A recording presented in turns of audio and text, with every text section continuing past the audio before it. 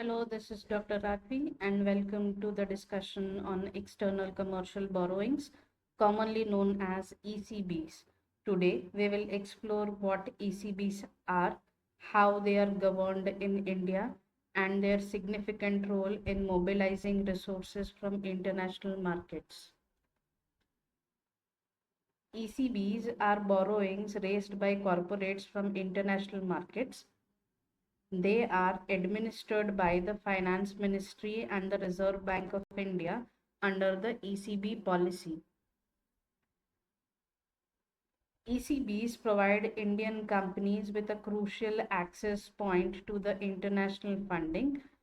It is operated on a first come, first served basis, and these borrowings are subject to strict guidelines under ECB policy, which includes adhering to an overall borrowing limit.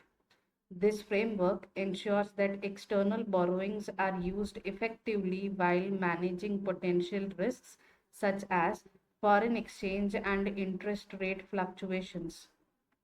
Let us see the overview on the ECB guidelines. The Reserve Bank of India and the Finance Ministry regulate ECBs to ensure they align with national economic goals. The objective of these guidelines is to manage the risks associated with foreign borrowings and to ensure that funds are utilized for productive purposes that support economic development. Now, let us see who are eligible borrowers under the ECB policy. Not all entities can access ECBs. Eligible borrowers typically include Indian companies, infrastructure developers, and certain service sector firms like IT and tourism.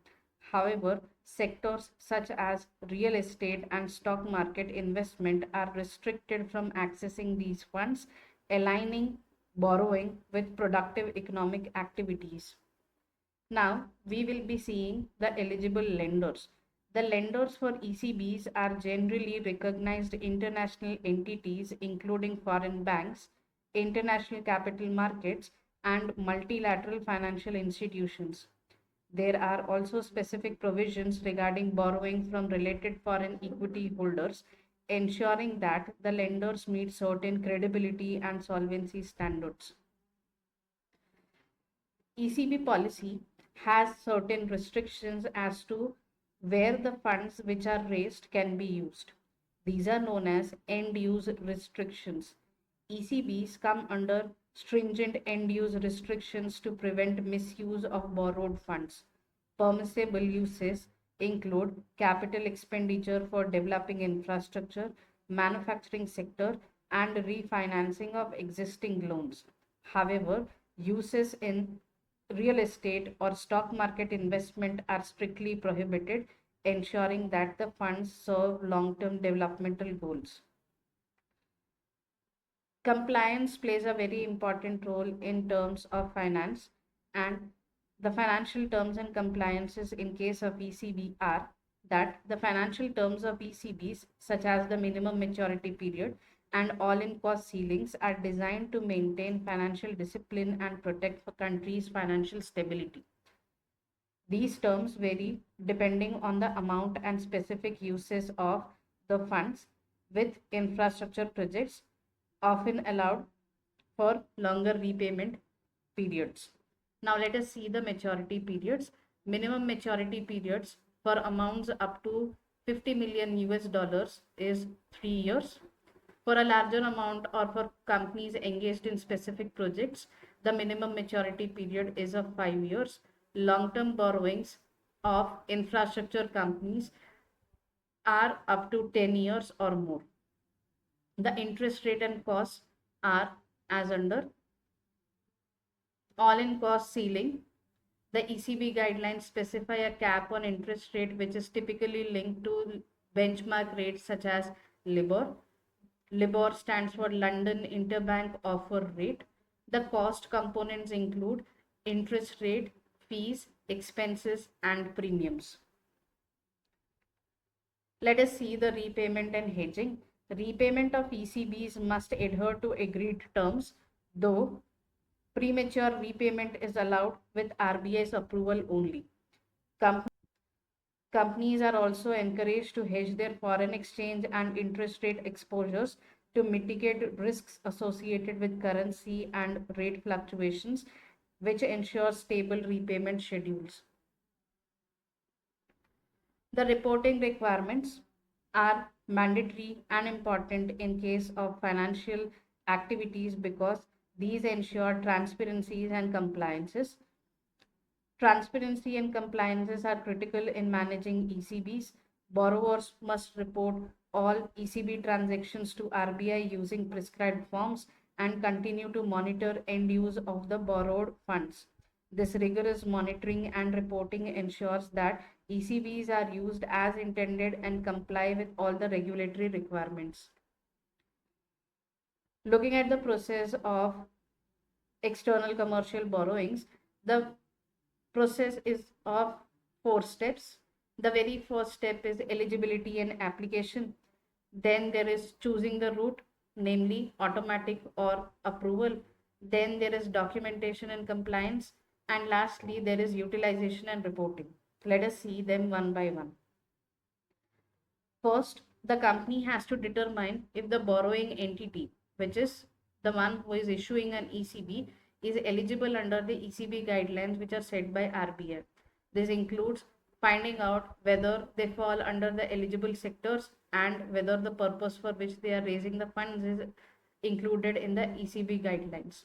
Then, once the eligibility is set, you have to choose an appropriate route, that is either you go for automatic route or approval route. Under the automatic route, requirement of RBI's prior approval is not there, whereas in case of approval route, there is a specific requirement of getting approval from Reserve Bank of India.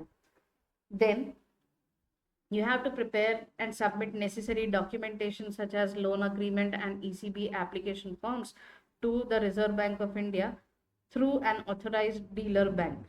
After that, once all of these procedures are undertaken, funds must be utilized for approved purposes and regular reporting to RBI on the usage and compliances with the terms must be undertaken. This ensures that transparency in accountability is maintained in case of ECB borrowings which are being undertaken by an Indian company, so that the company's reputation as well as national reputation is safeguarded. Now, looking at the purpose and advantages of ECBs, ECBs serve to augment resources domestically available for expansion and investment, offering cost-effective efficiency through lower interest rates available in international markets. This is the reason why ECBs become an attractive option for Indian companies looking to expand their operations and invest in new projects.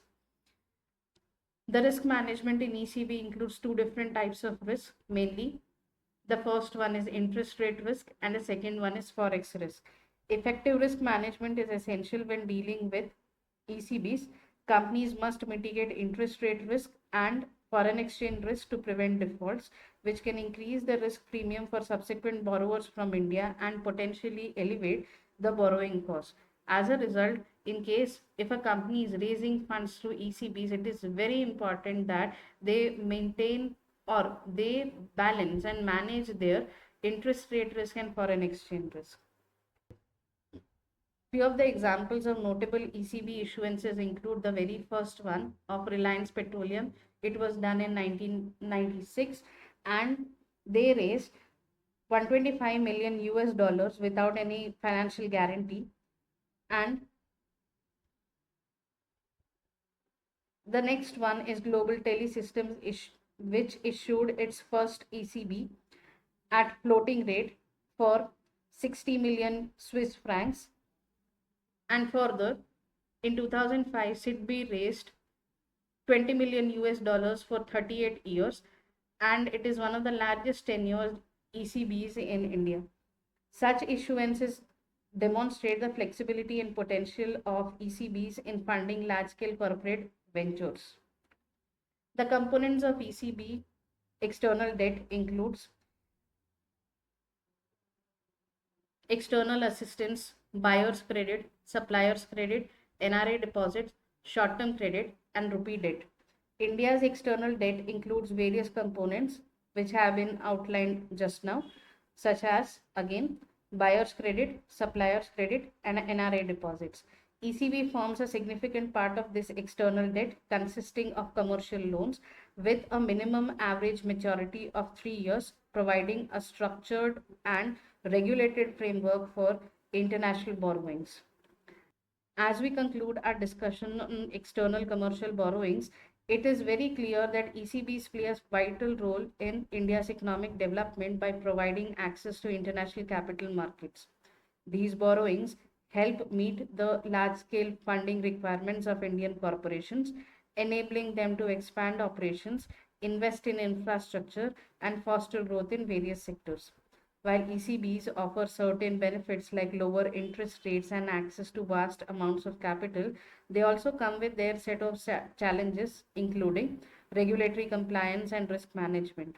It is imperative for borrowing companies to adhere to stringent guidelines which are set by Reserve Bank of India to ensure prudent use of these funds to mitigate associated risks. Ultimately, when managed effectively, ECBs can significantly contribute to building a robust economic development and economic environment and sustaining India's growth trajectory on the global stage. Thank you for joining me today to explore the dynamics of external commercial borrowings. We'll meet soon.